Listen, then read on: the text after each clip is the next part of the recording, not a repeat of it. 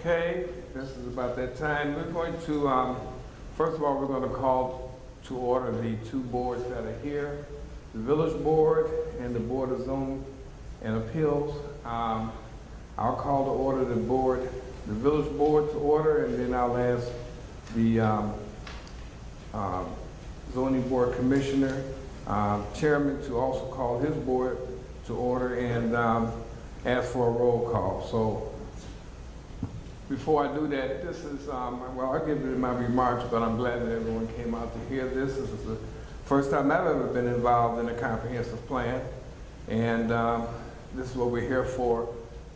We have the company that's going to be doing it for us, but I'll get into that when we get to the remarks. But just so you know, we're going to call each board separate to order, and at this time, I'll call the Village Board to order, and Madam Clerk, would you please call the roll for the Village Board? Thank you, Mr. Mayor. I am going to ask that each trustee introduce yourself, starting with trustee Todd.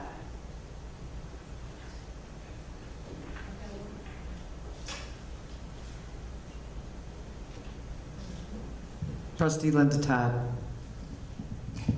Trustee Bernice Brewer. Trustee Ronald Paul Carter III. Trustee Beth Zupan. Trustee Roderick Grant.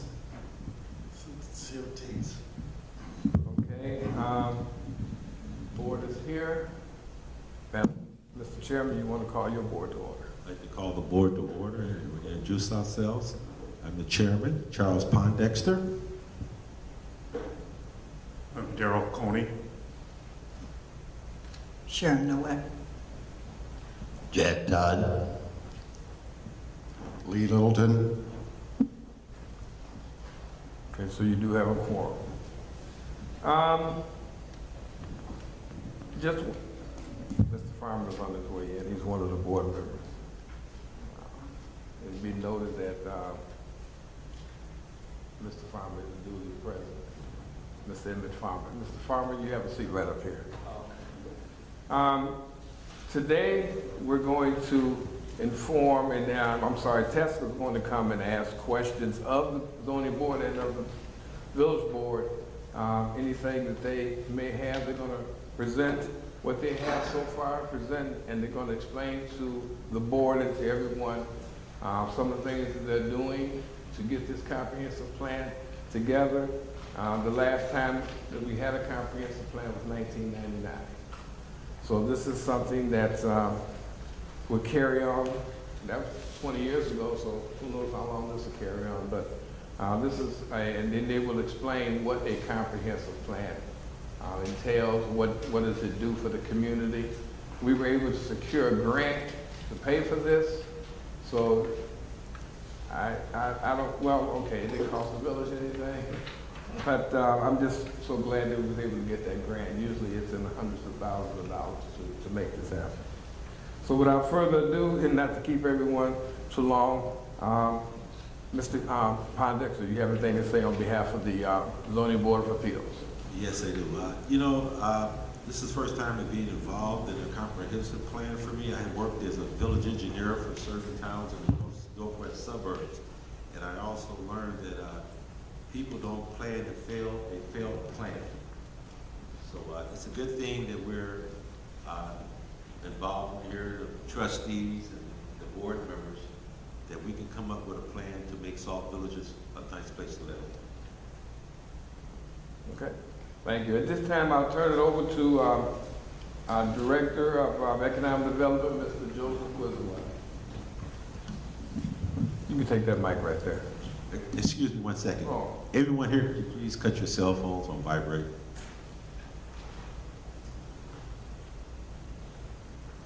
Thank you. All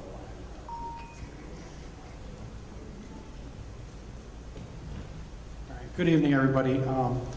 First of all, I'd like to kind of reiterate what Mayor Burgess was saying about the comprehensive plan. About a year ago, we applied to CMAP, which is the Chicago Metropolitan Agency on Planning. We applied for a local technical assistance grant, and what that does is CMAP allows the use of funds and or services through CMAP. Part of that was for the comprehensive plan. There's also other grants that are available in technical assistance that the village can get, which we'll be exploring those options here soon. But we applied for that local technical assistance grant, and we were awarded that. As the mayor said, the village comprehensive plan was not updated since 1999, but the comprehensive plan dated back to 1980, so it's a very dated document. One of the things that Tesca, our consultant that we chose for this, is kind of tasked with is kind of giving us a workable document, not something that can sit on a shelf and look pretty for the next 20 years. Hopefully we update it before that, but we want to have something that we can actually refer to and work with, and not just say we did a plan. So we want something that can be a workable plan for the next 20 so years. So that's what we're looking for on this. I would like to first of all acknowledge Stephen, I didn't say Scott, Stephen Ostrander, who is our contact person at CMAP.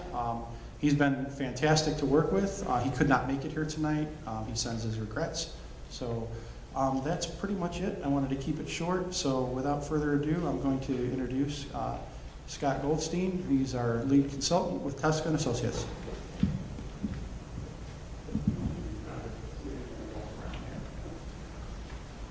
And I apologize for speaking behind you, Mayor and Village Clerk. And I want to thank you, Mayor and Chairman Pondexter, for the warm reception we've had, and Joe's done a fantastic job to date.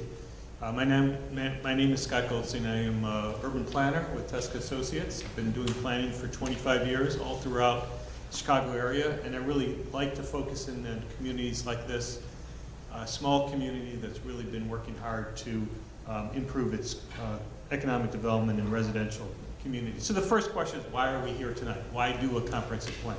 And there's a couple reasons for that. Obviously, it's a guide for growth and a guide for investment. So it's a decision-making plan. In the business world, you would always want to have a plan for how you're spending your resources, and it's really no different in the public sector. But it's also a promise of how to work together in a way to get other agencies to be on the same page. And so you've had a good track record of being able to work with Cook County, being able to work with IDOT. To make complex projects happen, you need a lot of partners that are each doing its part. And so we hope that this comprehensive plan process will be able to get commitments from the school districts, from the township, from the county, to all be on the same page. Focuses on the village's vision for the future, and it's also a chance to reflect and connect to find those. We hope not to have an 800-page document at the end. We want to have an easy-to-use document that you can refer to on a regular basis, and you can use as backup to support seeking out grants and other resources.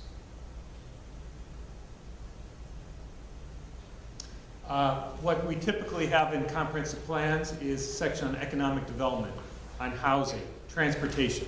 Stormwater is a pretty sizable issue in Sauk Village. We're going to be working on stormwater. And open space. You've got the Forest Preserve District just to the east, and how can that be a better resource? You've got parks scattered throughout the village. Community facilities. You've got a beautiful facility here, but there's other community facility needs that need to be planned out for the next 5, 10, 15 years. And most importantly is implementation. Sometimes people say a comprehensive plan's most useful part is the back. You flip to the back and you see the implementation chart of what are the projects, actions, and partners that are willing to step up to help lead those projects. And so we really want to give you a very usable document at the end of the day. Just last year, you have a plan for progress, and that really lays out a vision for Sauk Village. We're not doing that over. We're starting from where you left off, and I think there was a very strong vision in that document. So our team that includes Abraham Lacey, who's here tonight, the Executive Director of Far South CDC, Bobby Mordente from Tesca. We also have one of the best transportation firms in the region called Infrastructure Engineering, and as well as AECOM. AECOM is based in Chicago, the staff working on this, the market analysis, but they have the resources of a nationwide database. So we think we've got a great team together to help implement the vision that you've set out last year about establishing a foundation for the future, about more efficient and innovative village government. How can you do more with less? About how to build strong, cohesive neighborhoods. So we are going to start from there, and tonight we want to get a little input from you on that vision. First, fundamentals of a comprehensive plan is both within the village current boundaries as well in Illinois state law allows for planning up to 1.5 miles beyond your boundaries. So that's looking at the unincorporated areas beyond the village boundaries. That stops at the state line of Indiana, but in terms of market considerations, we're also going to be looking into residents buying habits on the Indiana side as well. So what this map shows you is the Sauk Village in the center, as well as this 1.5 mile planning area that we'll be looking at over the next several months with all of you. Outreach is key to all of this, and we look at the village board, the plan commission. We have an advisory committee that's been established, already met once, and will be meeting again next week. It's really important to this process, and you are all our eyes and ears and our messengers to both understand other interests in the community as well as let people know what's happening. There is a website that is already set up called saukvillageplan.org. And if you can let people know that that website is available, all of the resources of the plan will be at that website. There's also a button on there called Share an Idea. You can get to it on your phone, you can get to your computer. But if you go by a place in Sauk Village, or really anywhere, that you think shows an example of what should be done in Sauk Village, or something you don't want to see happen, take a picture of that site, let us know, just in a few words, why you took that picture, and send it in. So it's as easy as that. And anyone in Sauk Village can do that at any time. In addition, there will be available to go to community events as well as community meetings. The first large public meeting will be on September 12th, right here at the Municipal Center, and that'll be the first large community meeting. And we'll certainly need your help in terms of letting people know when that meeting is. We'll also have another community meeting later on in the process.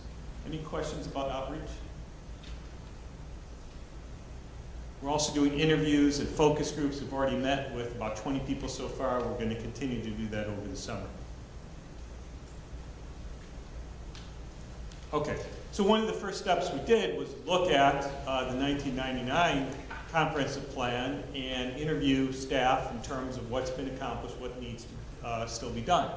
The good news is a lot of the recommendations in that plan actually have been implemented in that period of time. And so that's not always the case. There were some things that were significant changes. The Logistics Center wasn't even a possibility back in 1999. So that was a big change. But when you look at the recommendations in terms of annexations and boundaries, stayed fairly close to the plan from 1999. Vehicular and pedestrian transportation, a lot of those recommendations made still need to be implemented. We still need sidewalks continuous on Sauk Trail, Torrance Avenue, so we're going to look and help you find resources to implement those ideas. Parks and leisure time. Again, so you've got scattered parks. There are some backlog of capital needs we're going to need to address during the plan. Oh, but the facility right here behind the Village Hall, of course, was at Hazel Community Center Park right here was built. Neighborhood and housing development. The economy went through a major boom after 1999 and then went down through the recession, and we're still coming out of that recession now. So a major focus of this plan will be looking at those market variables to restore confidence in the housing market. Governmental administration cooperation 2 years ago. Again, we've looked through all of those materials and recommendations that were made in that I-394 plan. We'll be looking at how to implement that. The South Suburban Land Bank was formed. You're a member of the South Suburban Land Bank. We're going to be meeting with South Suburban mayors tomorrow to make sure we take advantage of all these resources in the region. Didn't do so well in the plan updates. It did call for an annual review of the plan, so we need to get a better review of that plan. One of the exercises we did a few weeks ago with the advisory committee is start to talk about the vision for the plan. And we asked, how would you describe Sauk Village now, and how would you describe success in 5 years? So I'm going to put this up on the screen, and then I want to ask any of you who want to add to it But the most common words that came up were progress, stabilized, productive, envious, meaning other people would be envious of Sauk Village. Better, transitioning, destinations, successful, proud, growing. So that, we're going to turn that into a vision statement, but I wanted to pause to say, how would you see success over the next 5 to 10 years? If everything that we're talking about in terms of creating a stronger Sauk Village were to be implemented, any thoughts on what's missing that's not up on this chart now? I might pick on you, Mayor. I want to throw something out there. I know you were at the last meeting, but what's missing from this chart? Anything is not up there? Yeah. Well, I see just about everything that, add more words to it. I would like to, work in progress and successful. In 5 years, be successful. Okay. Right now, we're working in progress, yes. In 5 years to actually implement the work. Anyone from the village board, what would you like to see happen in the next 5 years? Called thriving, Okay? not just successful, but thriving. Okay?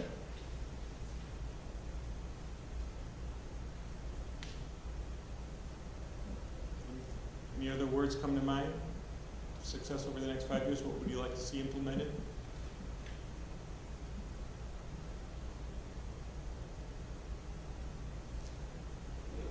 We're all good? Okay, we'll go to the plan commission. We need to find some ways of having people require all over the town. And money, is that what you're here for? You're gonna be the money in? We're going to try to help you tee up for money. Yeah, no, absolutely. It comes down to resources. You need help to gain resources. Okay?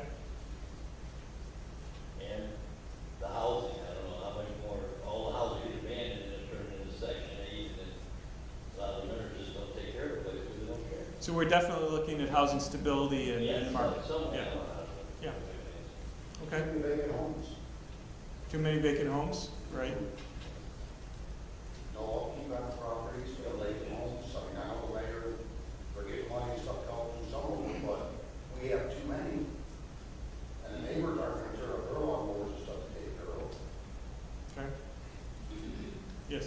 In 5 years, I would like to see this be more enterprising. We're enterprising. Good. I heard tax base, Industry.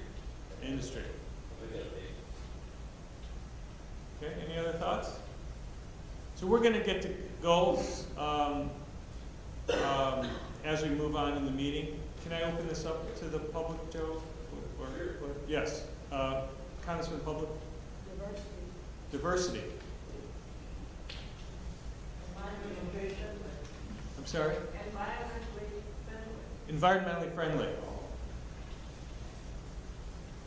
Any other thoughts from the public? Okay, so we can continue to build on this. We're going to get to goals tonight when a lot of these concepts, I know this is a general question, but did anyone else have something here? Communication. Communication. Yeah, the microphone holder down. Okay. All right. One of the things about planning, there's kind of a couple approaches. A lot of times there's problems in place, housing vacancy, infrastructure needs, etc. And we get focused on trying to solve those problems, and that's really, really important. Our approach is to start with the community assets first and address those problems from strength. So what we did at the advisory committee is we had stickers and people started putting on the churches and the schools and the institutions and the other partners in the community that we can build on. If we're going to address those problems, we need to know who's going to do that, and the village can't do everything. So that's how we started. We're going to have that out, and as you leave tonight, we can add to it. But essentially, we were able to show where those schools are, where the parks are, the Plum Creek Forest Preserve. There's 5 or 6 churches in the community. Obviously, the industry will be mapping, and that's very important. So as we build through the plan, we're going to want to talk to those folks and see what they're interested in. Oftentimes, you talk to an organization, they've been working, they've kind of been working on something for a long time, and they're very appreciative when we go talk to them and say, well, why don't you become part of the plan, and that your project could be part of a bigger plan. So when you go out and get funding, you could say this isn't just our project, it's important to the whole community.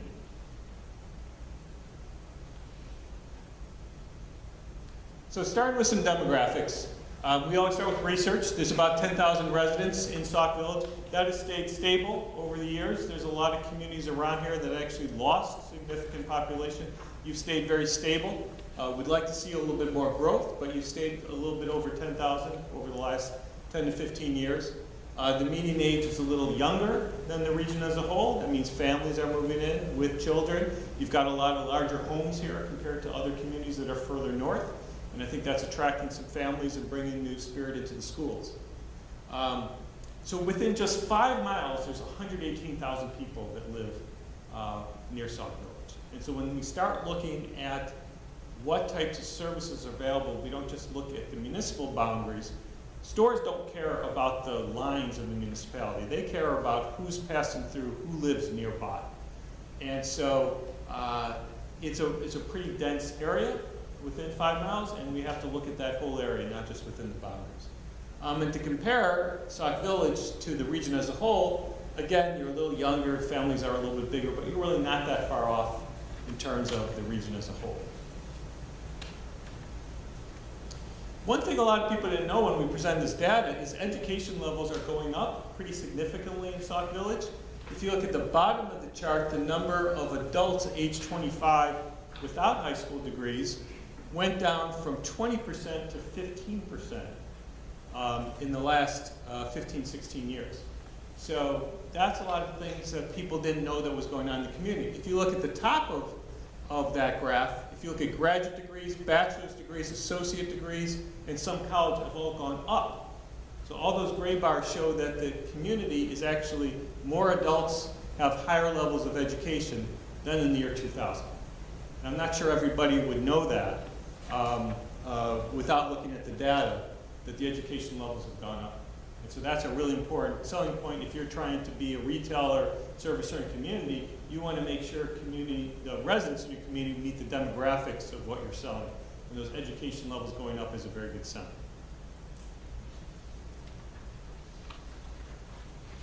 In terms of median household income, you're just under the average for Cook County. So you're at about $51,500. Cook County is $55,800. So pretty close to the countywide average. It's a pretty healthy median income, significantly higher than some of your neighbors, a little bit lower than other neighbors. So you have to look at what types of industry, what types of commercial development are going to best fit your economics of the people living in Sauk Village.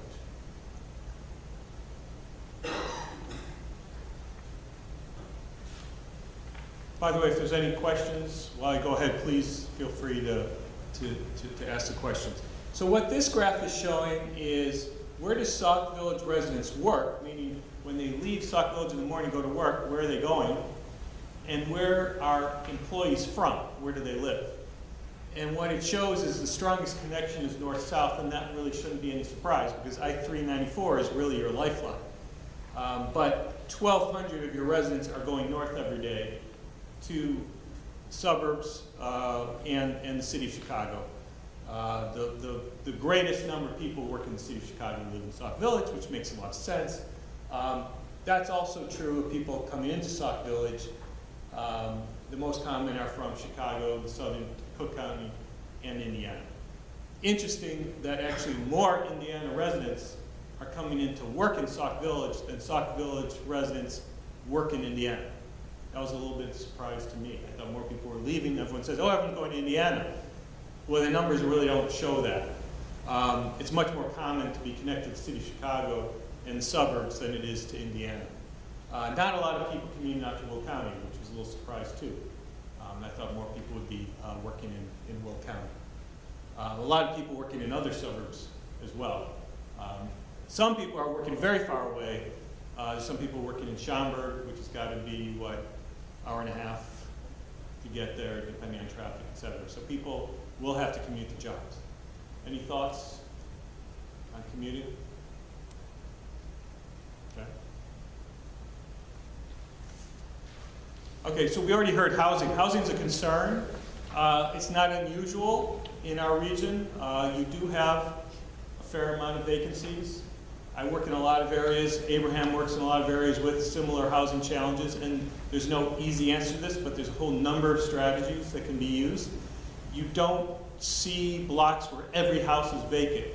When I'm looking around, it looks like a block might have 1 or 2 or 3 vacancies. That's a real problem, but it's not like you've got entire blocks. So what are the actions as we move forward that are going to stabilize those blocks? Because we don't want more vacancies to happen. And so when we start to look at some of the characteristics, the average household size is again a little larger. The houses tend to be a little bit bigger than homes that were built 100 years ago in Chicago Heights or other suburbs further away. So you can get a 4-bedroom house, get a 5-bedroom house here that you might not be able to get in other communities. Your housing units and households have been pretty stable, but the vacancy rate is an issue. So the last number I had available was 17%. I think that's a little high. It looks like a little less than that, but it's still too high. And so one of the major elements of this plan is to think holistically about restoring confidence in the housing market. Median household income is actually pretty good. So again, we've got an issue of households moving here, very affordable housing, which is good for people to access, but when it comes down to it, if you've got to repair your roof, are you going to be able to get that money back? If you put $5,000, $6,000, $7,000 into your roof, you want to make sure that the house is worth that much more. And if the market isn't providing that, what are we all going to do to stabilize that market so that people will continue to maintain their homes, so the homes don't deteriorate? So that's going to be a major focus of this plan. Yes? How good are these figures here? Well, it's a good question. We had that question. Yeah, we had that question come up at the last meeting. So we spent a lot of time looking at this. There's a lot of cash sales going on that may not be picked up in the formal MLS market. I think that's what's happening. So there might be sales at the $20,000, $25,000 level. Those are also balanced because there's also sales at $125,000, $150,000 level. Not in Sauk. Not on the north side of Sauk Village or the south side. Correct. Right. You're talking certain areas where Right. Mayor Burgess lives, and other areas with the bigger houses and newer houses. Right. So we spent a lot of time looking at this. We went through 2 brokerage firms. They both came in within $1,000. So of those properties listed and sold, I think you're looking at the next slide. That $76,000 number is a good number. There may be houses selling off market at lower values. So this is a comprehensive plan over the next 15 to 20 years. So what I would say is, let's look at the facts of the issues. The number itself is going to be hard to be precise. We know there's an issue of low value homes being sold in cash sales. So that's how I would put it. But we understand that there's I've seen with the realtors and stuff, a house that looked out and says $56,000, they can only sell for $23 because the village is so bad. I'm not disagreeing with that. What I'm saying is that $63,000 is of those properties listed there actually And sold. look where you got it listed for the areas. Right, so Lincoln Meadows, Deer Creek Estates, those are higher, correct. those are the newer ones, they're not the ones that were built back there in 57, 58. Right. When the village first started. So again, what I would say is this is a long-term plan. And so what we want to do is acknowledge that there are some concerns of the housing market and some very low sale homes going forward. I don't know we're going to get a better number than the 76,000 of the listing price and the 63,000 because that's just the factual elements of those that are listed. Yes. Well, even the residents in Deer Creek and Lincoln Meadows, houses are not what they paid for 20 years ago. People, as myself, I'm 50,000 below what I paid for my house 20 years ago. And the normal real estate market usually rises 10% a year. And in 2007, we lost a lot of money with our homes. So, I mean, if you guys lose money in Deer Creek or Lincoln Meadows on the other side of 394, we all are losing. Yeah. It's not the point that you're losing 10 and I'm losing 50. We're all losing, and no one wants to lose. Okay. So what I'm hearing, and we had the same input at the last advisory committee, that this is a major concern, and people want to make sure that the housing market is going in the right direction. And as far as Sauk Village, we really haven't pulled out of the recession, that the prices are still depressed. Yeah. Is that, okay.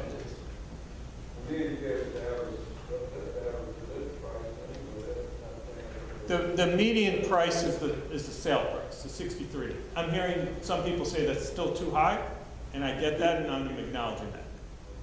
Okay? I have a neighbor who had their house up for sale for $47,000. Okay? They couldn't sell it. They couldn't get their bank to work with them. And now they're going into foreclosure, which ultimately means they're just going to walk. So That's what happened with it. There was a lot of people walking. And that's what happened to a And that's lot. why you have the They owe vacancies. more than what the house Right. was. Everyone's underwater in the south suburbs, that's just all. Yeah, we're not the only town that had a problem. South suburbs. So what solution could we find to intervene in that? I can't sell it, but the bank won't work with me. Right. So that's, Keep people. right. So, like I said, there's no silver bullet answer to that, but there's a whole number of strategies. Abraham works on a lot of these strategies. Home repair, housing counseling, building up a list of prospective people, marketing the village, creating an identity for the village. All of these factors have to go in.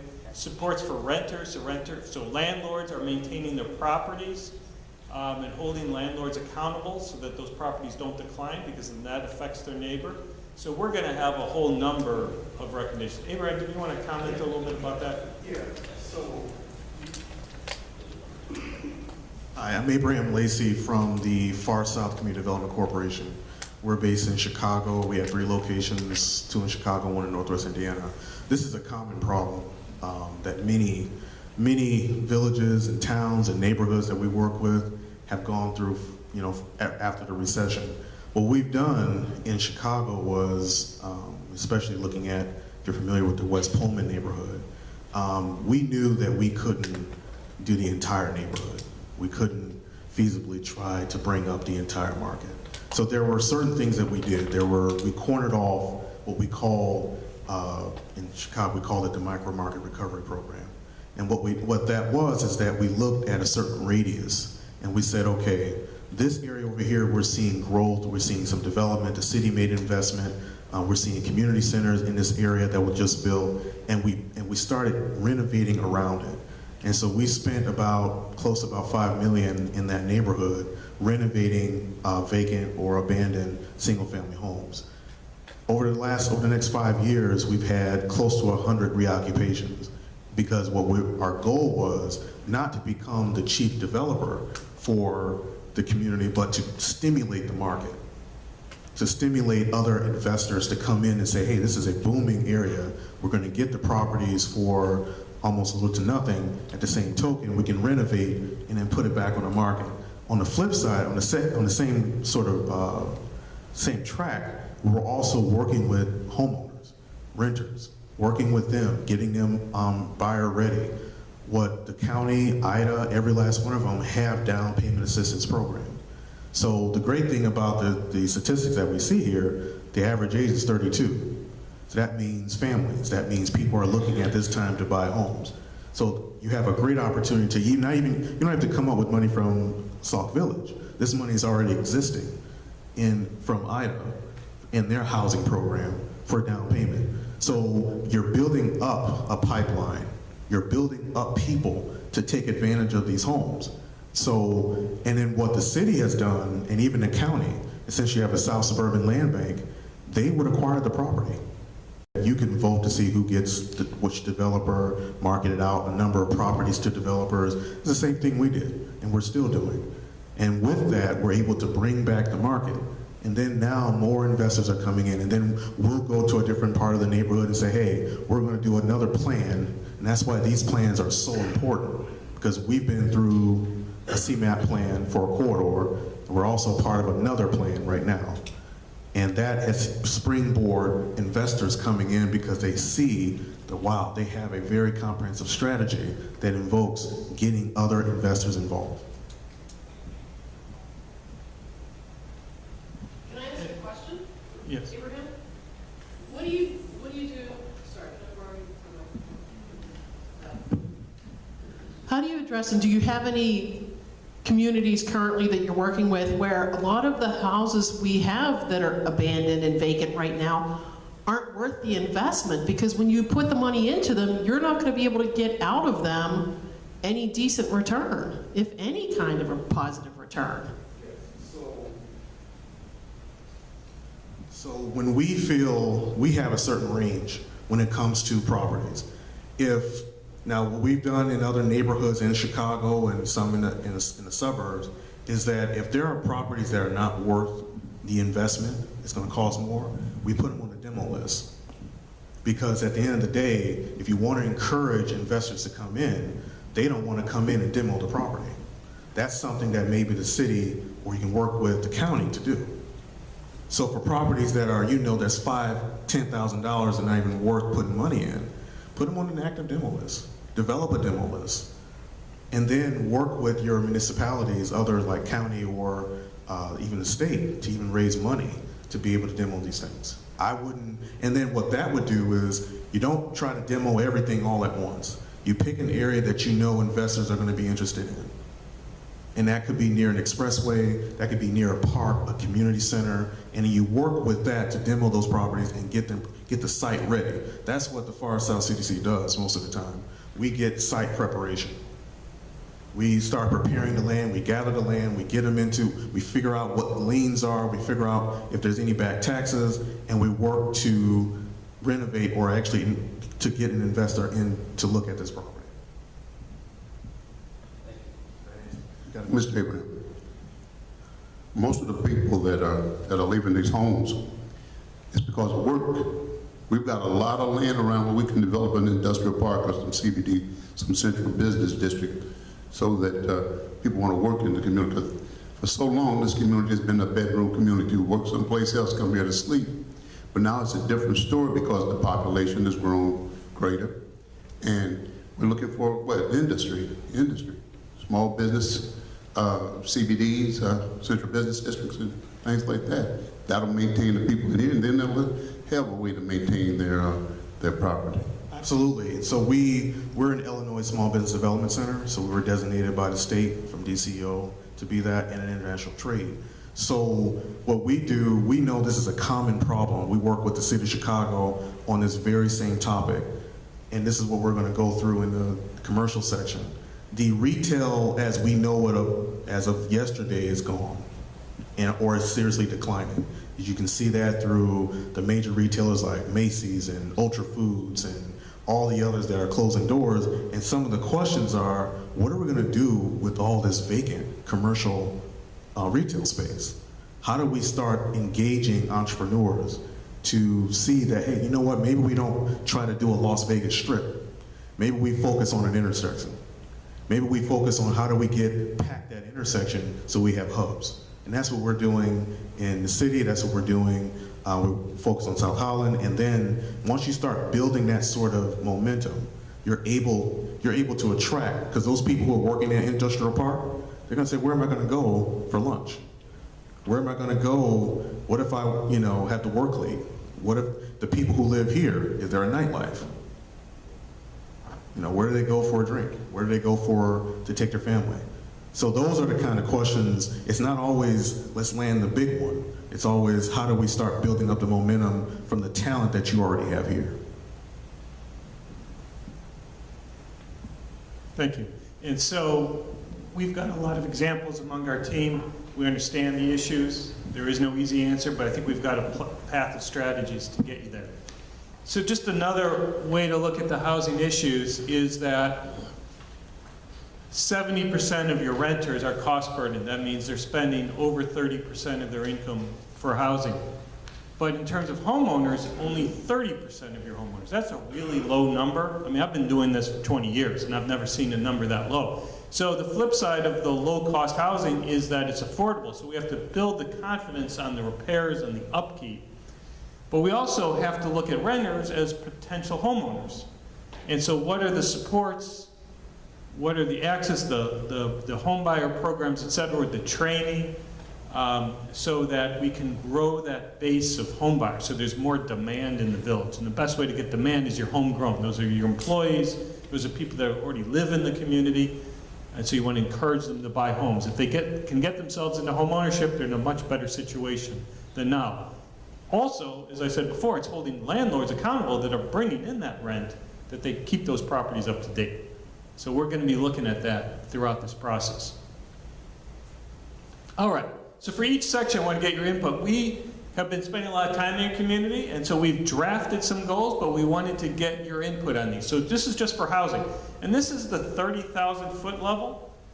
We have an advisory committee that's meeting a week from tonight, so they're going to take the input you provide and then start talking about objectives and projects and things to actually do. But tonight we kind of want to give them direction, because you are two policy bodies, give direction to the advisory committee. So, number one, stabilize residential neighborhoods. That's what I've been hearing over the last 15 minutes. Relate that, rebuild confidence in the housing market so that people want to buy homes here. Number three, promote home ownership. 4, renter stability and create a path to home ownership. And number 5, plan for new housing in strategic areas to meet long-term demand. Is this in the right ballpark? Are we heading in the right direction on these? I agree. Yeah? It's good. Anything missing from this list? We're going to get more specific as time goes on, but big picture, any big housing issues missing? Okay. The thing is, a lot of your renters here in the village are Section 8. They're not going to buy them. The government's paying for it. So we understand that, and we've worked in a lot of areas with subsidies. There are standards to those homes, and they're supposed to be visited, et cetera, so we're going to be looking at that. We're also going to be looking at what other sources of revenue there are. So it's a complex housing market, but I understand some of those Section 8 residents, though, get better jobs. We can also, this relates to economic development. We want to make sure that your residents get access to better paying jobs. If they have more income, your housing problem kind of goes away if your income goes up.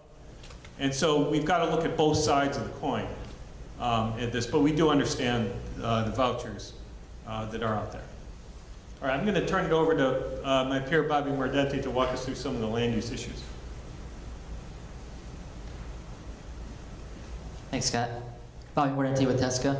Yeah, we're just going to run through a little bit of existing conditions, just to get an understanding of where the land uses are in here. So if you look on up here on the handout, the biggest kind of understanding of this is looking at the pie chart and really understanding 80% of the village is single family, 17% multifamily, and about 3% mobile home. So looking on the map, really the yellow represents all the residential area within the village. A couple key other issues of land uses really is the railroad, kind of the right-of-way, utilities for the railroad, and then also stormwater, like Scott had mentioned earlier. So really just kind of getting an understanding of what's existing here before we can move on to kind of future land uses. So you should all be familiar. This is a zoning map looking at what can actually be built within the land uses. So similar to with the land uses, looking at really you have residential and you have industrial. So residential more in the yellow and industrial in the purple. You can see the majority of the purple is already in the Logista Center. And you have a little bit left to the south in the existing Sauk Point in industrial park. And really if you look at the colors, where the red, right where 394 and Torrance, you start to see kind of where your commercial centers are really going to be located. And kind of like what Abraham and Scott were saying, was those are where we're going to be looking for really commercial and development within the village area.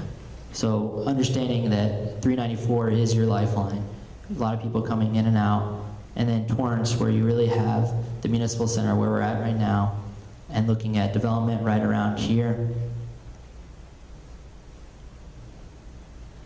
So this map really shows Scott was talking about the 1.5 mile planning area, really looking at what else outside of Sauk Village can be planned for. So as you can see, Sauk Village in the blue really kind of gives the full boundary, and then looking at where the gray is, understanding that those are all the municipalities surrounding Sauk, and then everything that is kind of left out, these pie holes, are really just unincorporated areas. So some of the goals we're looking for is planning those unincorporated areas. And kind of like what Scott had mentioned, where these are preliminary. We really want to get feedback of all of you, understanding, you know, if we're on the right track, if we need to add something else. So really one of the first goals we're looking at is plan for a balanced tax base that can support local services. So really reinvesting in Sauk Village and understanding what the demand is for the Sauk, for the village. So looking at residential, commercial, industrial, open space and community facilities. Really the other thing is, like we had mentioned before, small business. So really promoting reuse, rehabilitation, and redevelopment of what's already existing. So looking at some of that. And like we had mentioned before with really the land uses, the zoning, you can see that 80% is residential. So what we're trying to do is really promote strong and cohesive neighborhoods, really creating connection and identity for all of the neighborhoods. Somehow connecting, either that be with parks or some sort of trail system, bike, somewhere where you can walk and bike within the neighborhoods, explore, connect to the parks, connect to the schools, but doing that through the neighborhood areas. Anybody want to add anything with the land use goals? Excuse me. Yes. How hard is it to get businesses in the Sauk Village? I look at the Creed area there on 394 and Steger Road to Richardson Square Road there. That big development there, where been there 10 years and no one came in but a culvert and a Kohl's. I mean, the land is there, it's big mall opportunities, but nothing's happening there. So compared to that, how hard is this for us? Well, we don't have that much commercial. We have 3 strip malls here in Sauk Village to bring business into.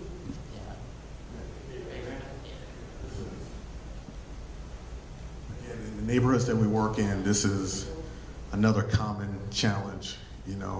How many people actually used to live in the city of Chicago or live on the south side of Chicago? So everybody kind of knows, the people who are here know the challenge it has been when you look at different neighborhoods of getting different industries in your neighborhood. That's always been a challenge. Getting restaurants. Now we have land for miles, and we have the market for miles, but it's almost like a song and dance. You have to convince people and industries, usually the people who would invest into neighborhoods or would invest their business into the neighborhood is because they have some connection with it. That's usually the case. Now, there are a number of different franchise owners that own, the Pizza Huts of the world, Olive Gardens of the world. Usually you have to attract those individuals because we found sometimes the big national corporations, they're looking at what Scott talked about with certain boundaries, and they really, having that deep connection is a little bit challenging. But we found that if we start talking with local organizations, local owners, then that helps bring more business to that corridor. So I don't really want to lay and rest upon, let's try to go after the multinational companies or the big companies, but focus also on how do we bring in the owner. There's an owner who worked on the South Side for a long time. He owned almost 30 different Pizza Huts. You know, we know an owner who owned a grocery store, was a franchise owner for Save-A-Lots, and now he's, you know, partnered with the Whole Foods thing. So there are a number of different people that you can connect with that we have to find that would locate in that commercial corridor.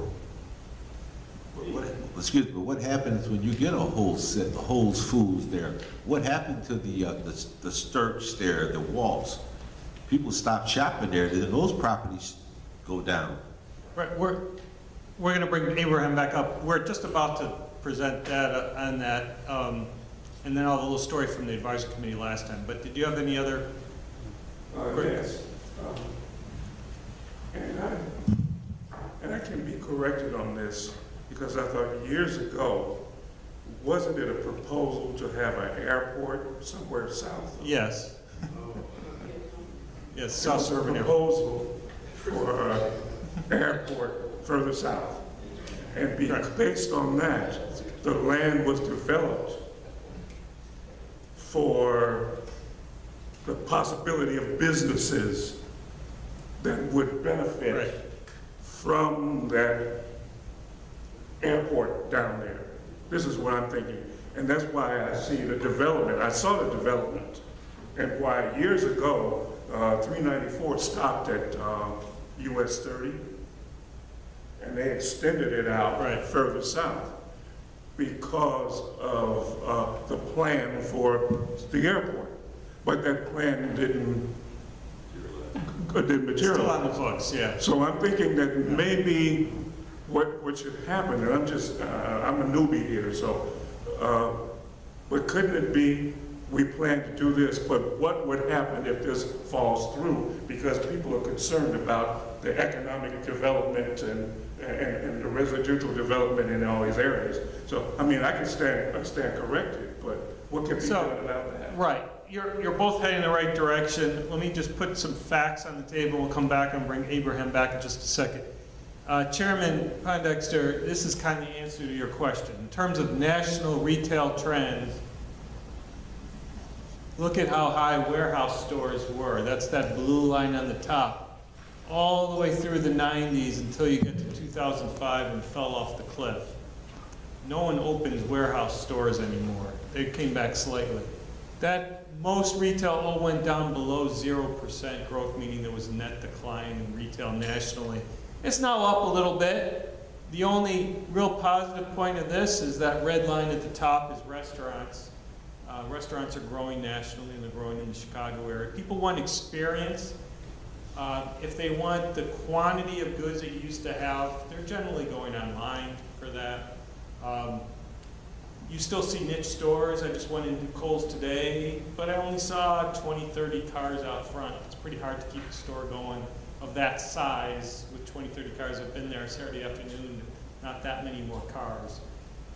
Culver's is a successful chain all across the Chicago area that's been growing. So retail is a tough business. I mean, the economic development in Illinois was traditionally retail development. And that's because of the way our tax structure is created. From a municipal perspective, sales tax pays the bills of municipalities. But the reality is the growing economy is much more on the industrial side. And the good news of this is you have a large industrial park and some smaller industrial parks here that are doing pretty well. And those are better paying jobs usually than retail. If you ask any economist, very few economists will tell you retail is economic development. It really isn't economic development. It's really local sales. Industry creates that multiplier effect that really doesn't happen nearly as much as retail development. I'm not saying not to go after retail. I'm just saying that you need a diversified set of commercial development. If you look at retail, this is Sauk, peaked in 2006 to 2008, went down, and then has pretty much stayed about flat for the past 4 or 5 years. Hasn't gone off the cliff here, hasn't gone all the way down, it's stayed pretty steady over the years. So we know that Indiana and Will County are lower tax areas, and people are going to do a large shopping, may go across the borders, but if you provide the right experience, the right store, the friendly people, they'll stay local. So again, like the housing issue, we're not going to pretend and say there's just one answer to this. Of course we want to have more local businesses in the community. But let's look at entrepreneurs. Let's look at service-based industries, which are growing faster. Let's look at industry. Let's look at the whole picture. And then also have some places to go to eat, and buy clothes, etc. Does that make sense? Okay. The next map is a little hard to see, but essentially you don't want those red dots in your community. Those red dots are large shopping centers that are distressed. There isn't one within your borders, but you also don't have a large shopping center in your borders. But you can see all throughout South Cook County, and interestingly, throughout Northwest Indiana, there's distressed retail centers. And so we've overbuilt for retail as a nation. And the good news is you don't have a large shopping center here like Park Forest or others that have had to get themselves out of that. And they're working hard in those communities to do that. So you've got a cleaner slate here. You've got good traffic numbers in some of your streets. So we're going to work with you. But you see Cook County is over 10 million square feet of distressed retail.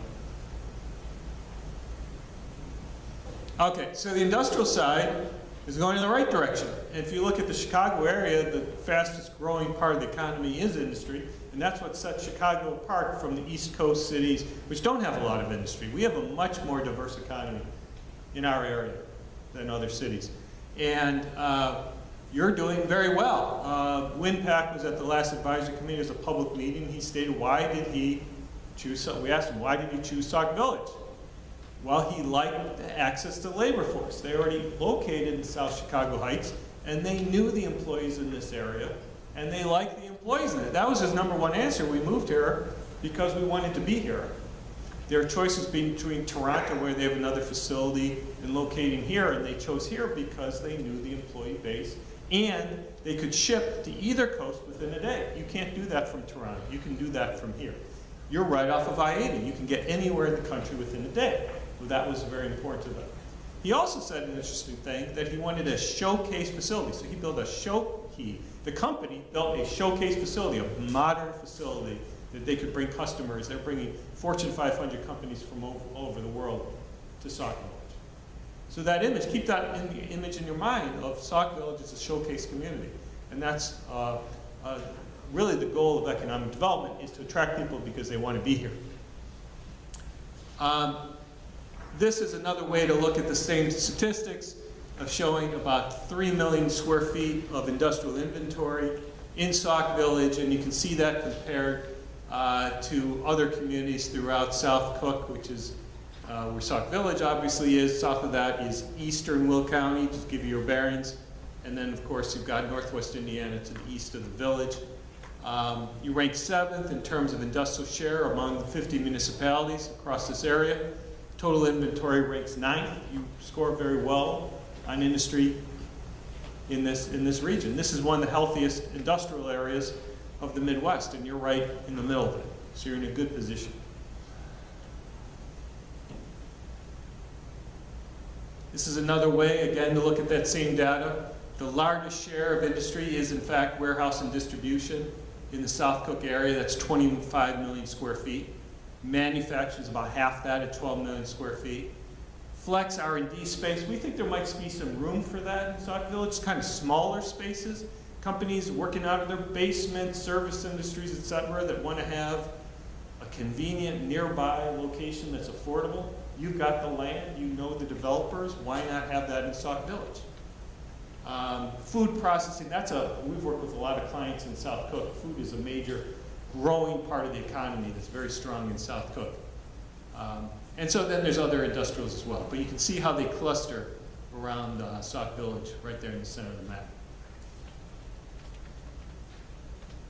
TIF districts, you have a TIF district in place that covers the logistics center.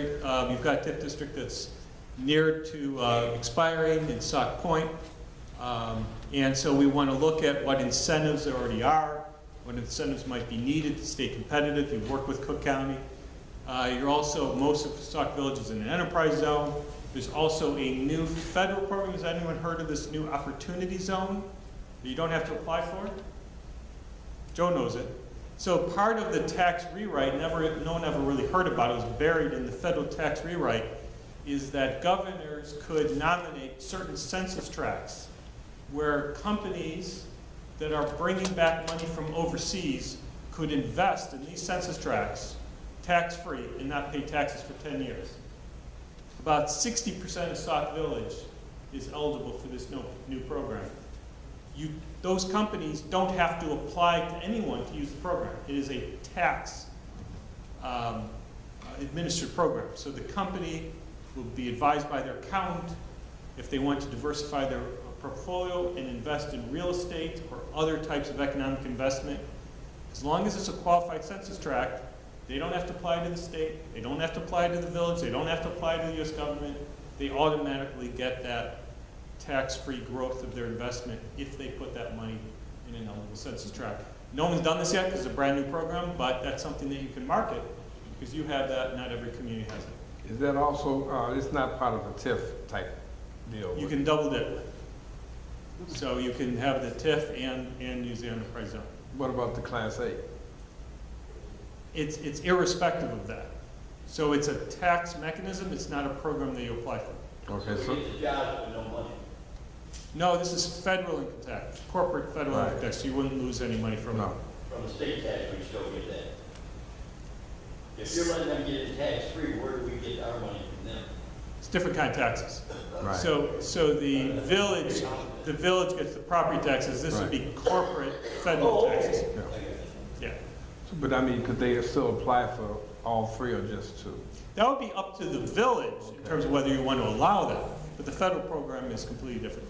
I want to bring Abraham to talk a little bit more about economic development, particularly in a suburban context, and then walk through the goals. Thank you. So, again, my organization, we focus a lot on working with municipalities, community organizations, and we have 4 major pillars that we work through. Small business development, housing services, counseling services, real estate development, and workforce development. Now, workforce development is in its infancy stage. We're still in a pilot program. But our biggest sort of program that we do is the housing and small business. We have a company that we do is Genesis Housing. We provide housing counseling, and save foreclosure. Last year, we saved over 500 families from foreclosing on their homes. So those services, what we normally would do is, even for small business, we would set up office hours in the location. So it's not that they have to travel all the way to our location. We will go and partner, because we are partners with local banks like US Bank that I saw down the street. We're into most of the municipalities, community centers. We'll meet with them and we'll set up those counseling hours. So what we're bringing to the table as far as is really to assist the municipality in those services, in those 4 pillars, and really listening to your goals, understanding your goals, and seeing how can we be of greater assistance. So, if we're looking at impact or growth, are we looking to grow our residents by how many? How many residents are we aiming for in the next 5 years, 10 years? And then that goes into your marketing. How do you market your city? Because one thing you do have that, many other areas wish they had, is that they have a majority young base population. So that yields in itself opportunities for, and not to mention what Scott mentioned about the education, is you're finding more and more college educated, higher educated, and so that yields opportunities for other educational institutions and targets like that. So our goal is we're going to look to support commercial and retail development. We're working on right now as an agency. There's, like I said, those of you familiar with the South Side, we're renovating the 115th and Halsted vacant Jewel site. That's a $15 million renovation, looking to bring 400 jobs in call center, as well as a clinic and a food court. So we're looking at other ways to be able to renovate and redevelop vacant storefronts, other than let's try to get another retail in. We look at other uses as well. So our goal is to help look at the needs that you have, and even look at areas where we believe that you'll have a strong commercial and retail presence, then we can be able to look at how can we capture that through the traffic that's flowing through 394, through and other major corridors that you have. Promote industrial development to provide employment and tax base for the community. Again, that's something that Scott touched on already. Advance entrepreneurial activity. This is the part where we love the most, because we will work with entrepreneurs when it comes to developing a business plan, developing a marketing strategy, developing a financial package, seeing, is their product, is what they're trying to sell worth, or even worth in the marketplace right now? How do we not duplicate services? Like in Chicago, we have what we call Salon Row. Anybody heard of that? Where you just have a whole strip filled with barbershops and everything else. Well, you oversaturate the market that way. And so now, how do we look at entrepreneurs and say, okay, what are some of the things that you're looking to do? Mainly in food, mainly in, you got a lot of people going into transportation, their own little transportation business. You have those who are in tech. So given that you have an industrial park, tech could be one of the possibilities as well, since you also have a younger market here, a younger employment base. So tech is really growing and getting bigger. So this yields the opportunities for entrepreneurs to come in and say, how can we use Sauk Village as that location or destination for small business services, for small business in these different industries. And then plan for infrastructure to serve the industrial and commercial development. Again, as what Scott mentioned, using some of these federal programs, using programs that it has to deal with new market tax credits, programs that has to deal with the TIF, of course, enterprise zones, hub zones. These different things you can utilize to improve your infrastructure. Also, too, even looking at schools and education, hospitals, clinics, those kind of things can be a good plan for infrastructure improvements, because again, if this community is a transit community that, as of right now, what can make it a destination community? And that's where we will come in, even beyond the plan. The Far South CDC will help in these various different areas. Any questions for me? All right.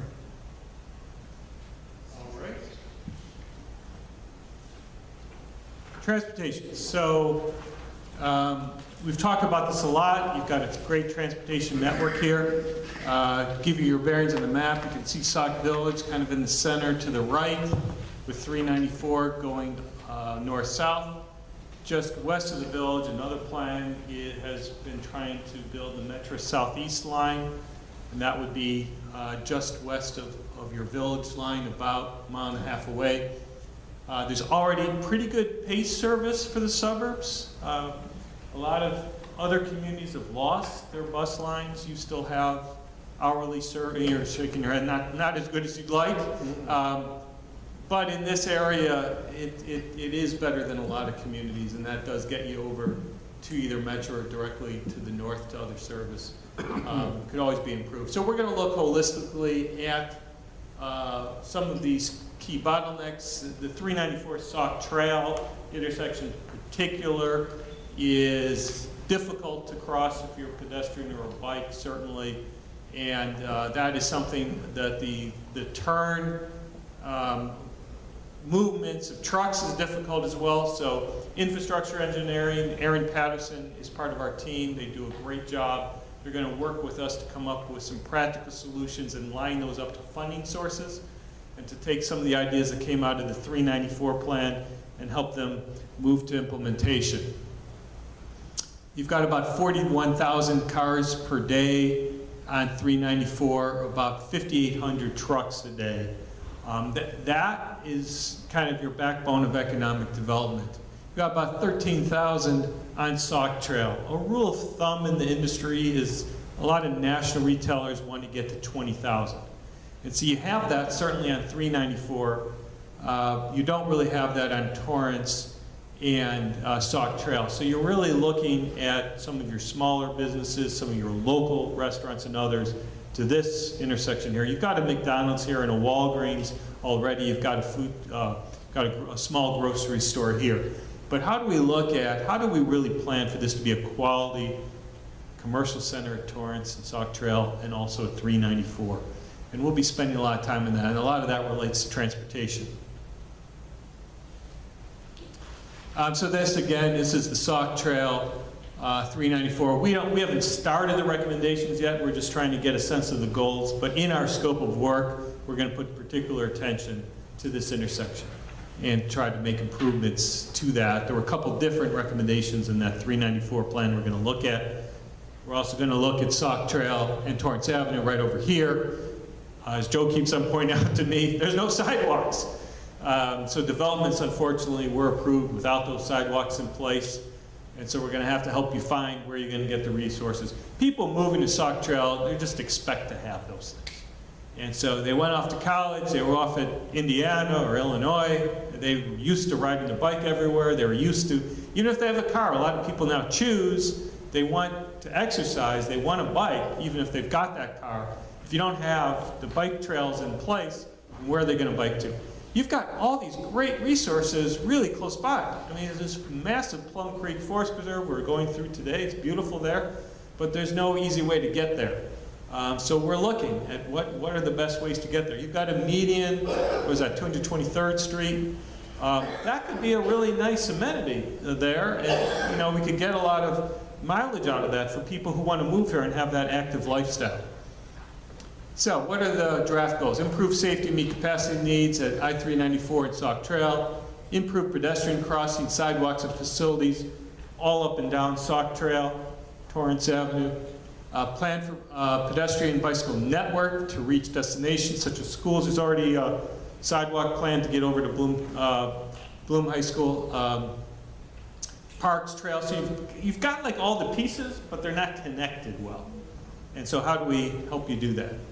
Freight infrastructure is key here to meet demand to support economic development, adequate transit, and alternative transportation. Alternative transportation means like bike shares and car shares and all those things that are out there, Uber, Lyft, et cetera, to meet needs of residents and visitors. Have we missed anything in terms of transportation? Okay. All right, so I think I just covered this a second ago, that you've got all these parks scattered about, and you've got this very large forest preserve. There's not a lot of amenities in the forest preserve now, so let's come up with a plan. Let's talk to the forest preserve district. They're improving other forest preserves. Let's get the plan here to have those improvements. I mean, think of what the cost would be to create that today. You've got the resource, now make it more usable. You've got scattered parklets all throughout town. How is one park different than the other park? Is the playground equipment maintained? How can you get money to improve the playground equipment? How do you get people out there, not just the kids, but what about seniors? What about people with disabilities? What about really anyone who wants to take a walk in the park? Could improvements to be made? The baseball field, the soccer. I mean, there's a lot of things that people expect if they're going to move to the community and want to have those amenities. So you've got that. Stormwater is a major issue here. CMAP is going to provide an engineering consultant to help map out the logistics center to determine what part of that stormwater needs to be saved versus what part can be built. And then how do we use that as a resource? Maybe a walking path around it. Maybe employees want to get outside during lunch and get to know the community and be able to walk throughout that area. All right, in terms of draft goals, improve connections to existing and proposed open spaces and natural resources, plan for adequate stormwater facilities to support reinvestment, and enhance the use of existing parks and open space through unique design and targeted programming. Does that look good? That kind of leads to part of the community identity. I mean, what you've got in Sauk Village is you've got these residential neighborhoods and industrial park and all these natural resources. Think of how that could appeal to people who are thinking about choosing from one community to the other.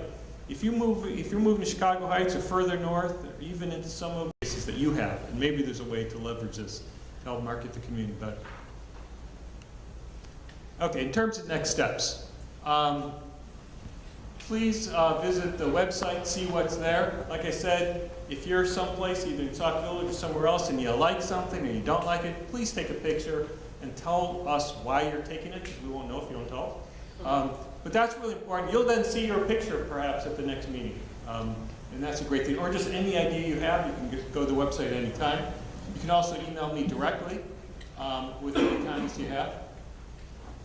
A week from tonight is the second advisory committee, so they're going to pick up from where you guys left off. We're going to present the goals back we had tonight, and then they're going to break down in groups and start talking about how to implement these ideas. On September 12th will be the first community workshop, and that will be right here as well. And that is really a chance for as many residents as possible, businesses, employees, to all come together to think through these issues. We're then going to have the advisory committee 3 on September 24th, another community workshop. I think we also are coming back to the village board at some point. It's not on the calendar yet, but we'll have another chance to come to you. But we hope that you all come to the community workshops, not only to participate, but to listen to the comments of other people in the community as well. We're planning on January 24th for the advisory committee to make a recommendation back to all of you, for you then to take it through the public approval process, which would be January to February. So this process moves fairly quickly. We think that this pace gives enough time for participation, but also keeps things moving so you're able to then feed that into your budget and grant requests going forward into next year. Any questions or comments? Are there any comments from the board, first of all? Okay. I have one. Joe, can you just refresh for my memory, from both an educational and business perspective, how much representation is there on the advisory committee from both school districts, plural, and the village businesses?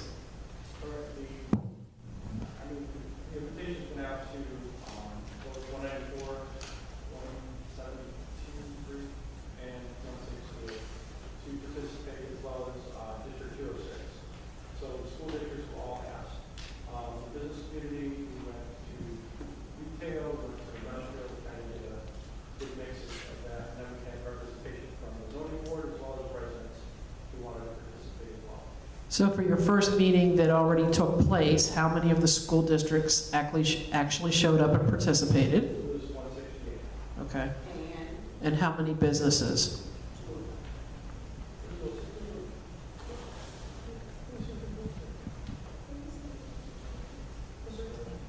I don't remember. I would stand corrected. And how many village businesses participated in that first meeting?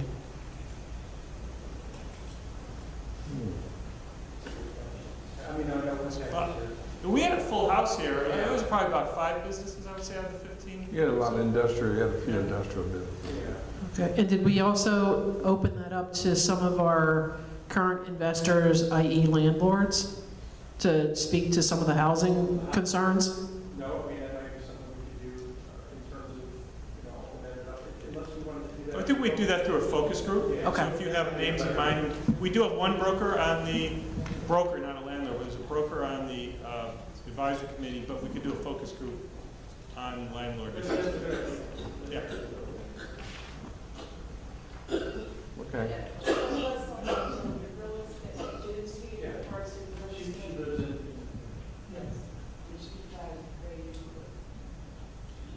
Trustee?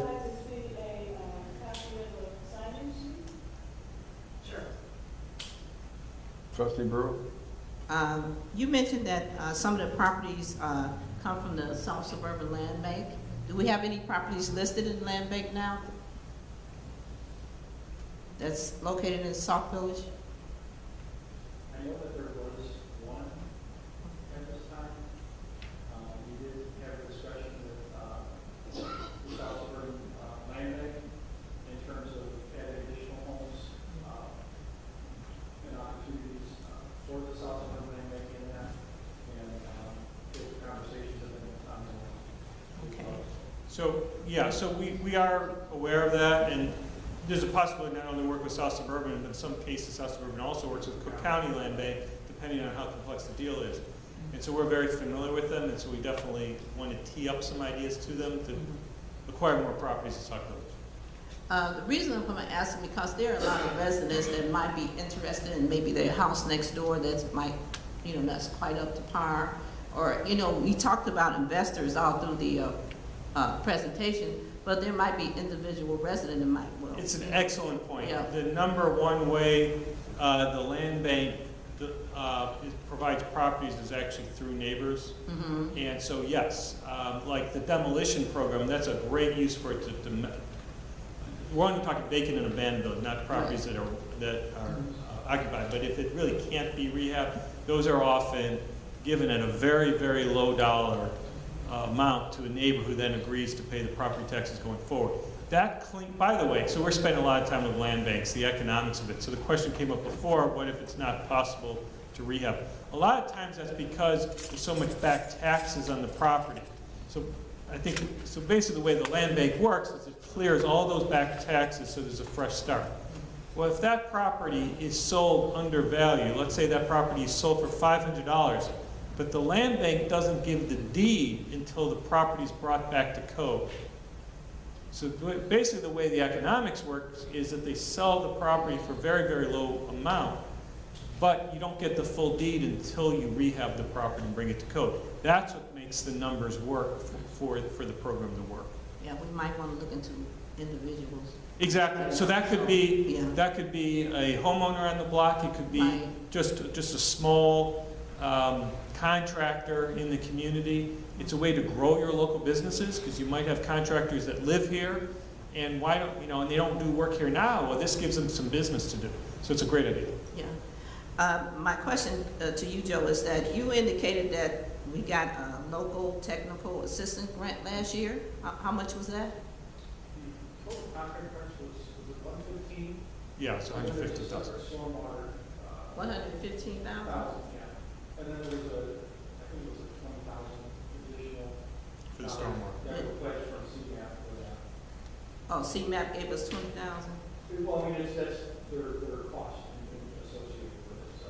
For the CMAP's paying the cost for TESCA as a consultant on this. The village match that with 5,000. Oh, village matching. Yeah. 5,000. And then there's a separate stormwater component into this plan as well that CMAP's funding directly. I want to say there's like 20,000 or something like that. My conversation with Okay, I'm sorry, you said something about, did you say stormwater or something? There's a separate component, stormwater component. So stormwater is how much? I want to say it was about 20,000. So if it was 15, Oh, CMAP. CMAP pledged that money. Okay, for stormwater. Because they had additional funds that they wanted to do that piece of it because they knew that was a big issue that we had So have we used any of these funds? in the village. Yeah, Well, we are. I mean, indirectly because we're getting a plan on that. That's going to be. we're using it now? Yeah, it's part of the plan that's going on. The CMAP contracted with TESCA and with the consultant for the stormwater management. So how much is Tesla charging us?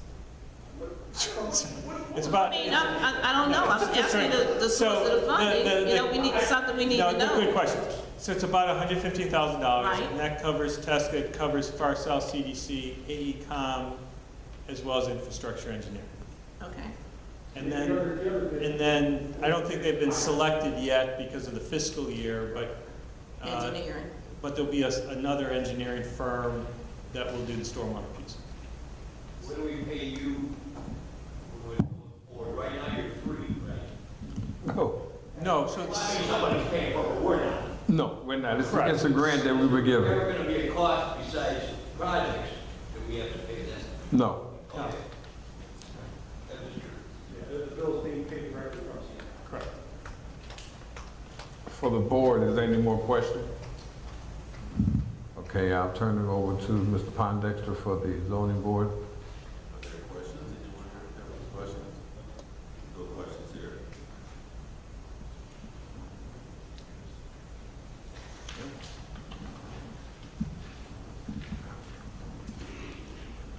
Okay,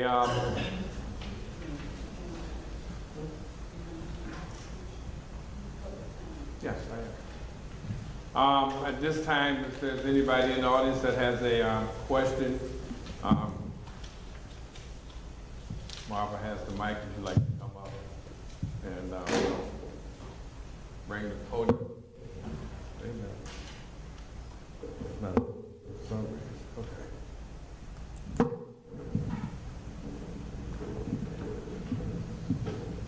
Come up to the podium and give us your name, and if you have any questions from the public, we'll try to address them in concerning to tonight's presentation. Okay, at this time, I'll ask the zoning board to make their adjournment. Make a motion for the adjourn of the meeting? No.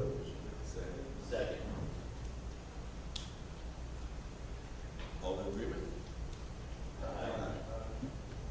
Adjourn. Thank you. I'll ask for a motion from the Board of Trustees. So moved. Second.